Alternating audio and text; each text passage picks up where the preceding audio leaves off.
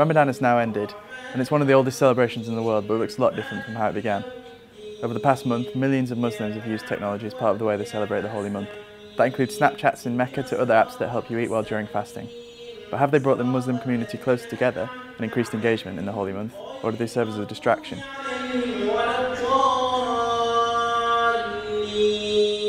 We spoke to Muslims of all ages in London about how technology has changed their Ramadan. We began at the London East Academy, a Muslim secondary school in Whitechapel.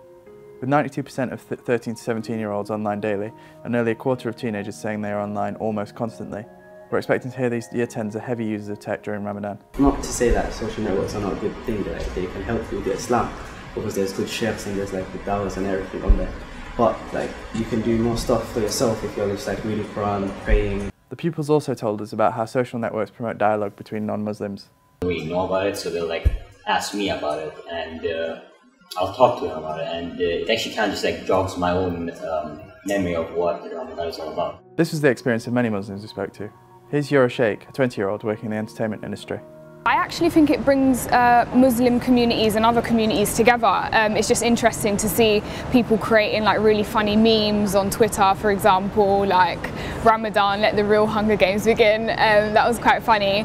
And also it's just really nice to see people that aren't Muslim tweet things like Ramadan Mubarak or Ramadan Kareem. They might not necessarily know what it means, but they just know that there's a really positive connotation to the word. And I just think it's really cool that social media is becoming a new news format for everyone. So for Islam and something that's Islamic to be portrayed in such a positive and really vibrant and happy way, for me that's really cool that social media is able to do that for sure. But that said, the proliferation of apps isn't for everyone.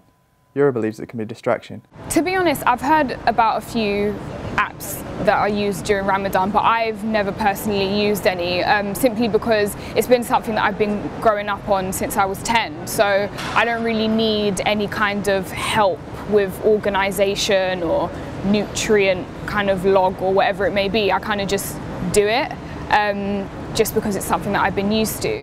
Even older Muslims have embraced social media as part of their Ramadan. We attended Friday prayers at the East London Mosque during the Holy Month, the largest mosque in the country with 7,000 people attending just that day. Afterwards we spoke to Shahed, a 20-year-old care worker, about his use of technology. Social media has made it easier, and social media has made it more open and more interactive, and sort of raises awareness of what Muslims go through, you know, and it sort of raises awareness of different Muslims around the world who are uploading pictures of what they eat and how Ramadan is for them. And you know, we found out on Facebook the other day there's some place in Sweden that only have 22 minutes between sunrise and sunset.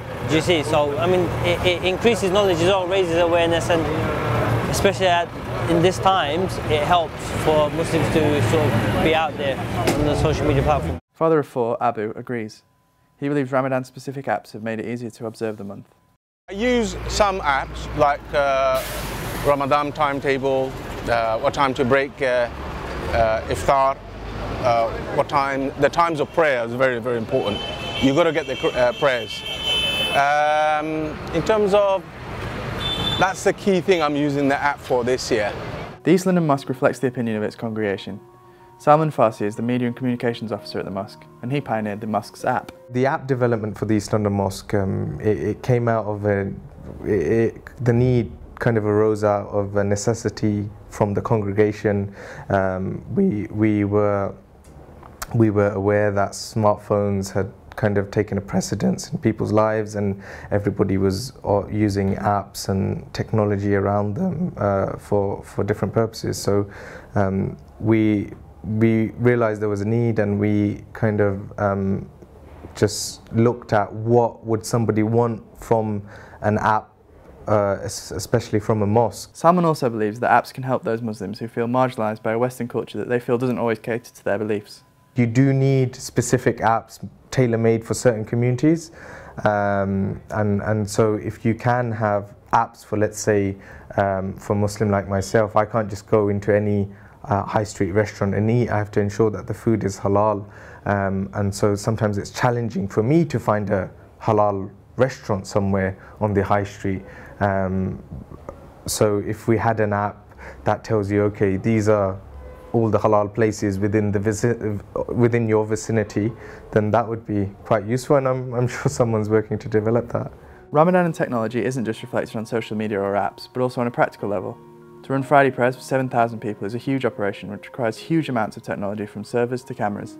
I think given the rate at which we've kind of expanded our institution and our physical presence and the sheer number of the volume of worshippers that come through our doors, we've heavily relied on technology to ensure that, okay, if someone can't see the imam during a Friday sermon, at least we can broadcast that to whichever part of the building they're praying in. So we've got about 4 or 5 different halls where people can pray, and this is separate from the main hall in the mosque. And so if they don't get space there, then we can broadcast it around the building and they can see the imam. And we definitely do rely heavily on technology. I think it's almost expected of us now, being the largest mosque and centre in the country, to ensure that our content is filmed and then edited and pushed out on, you know, YouTube and other social networking sites, and it's expected of us. In the 21st century, discussing Ramadan might be quicker and technology might make prayer easier. But it seems clear from talking to Muslims of all ages that the ultimate meaning of the holy month and Eid stays the same: faith and reflection, online and off.